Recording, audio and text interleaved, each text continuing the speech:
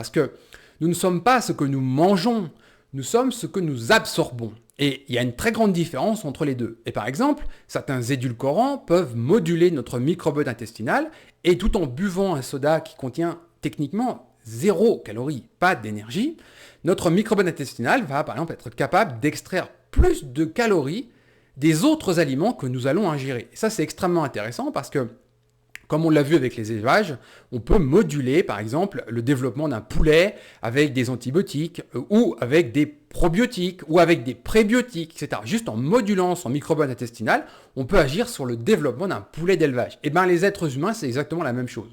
Et ces édulcorants, entre guillemets, 0 calories qui ont été utilisés pendant longtemps, ont un impact très important dans l'épidémie d'obésité que nous avons aujourd'hui. Alors, on va essayer de voir ça un petit peu en détail.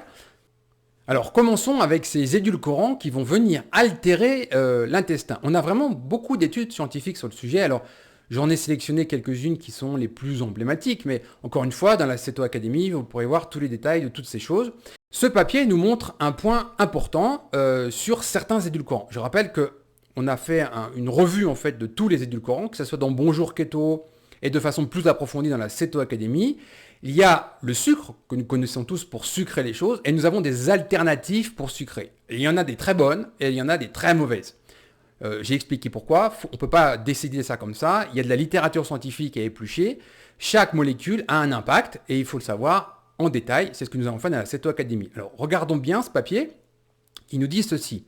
À des concentrations élevées, l'aspartame et la saccharine, donc ça c'est les deux grands édulcorants qui ont été largement utilisés dans les années 80 et 90, dans tout ce qui était light.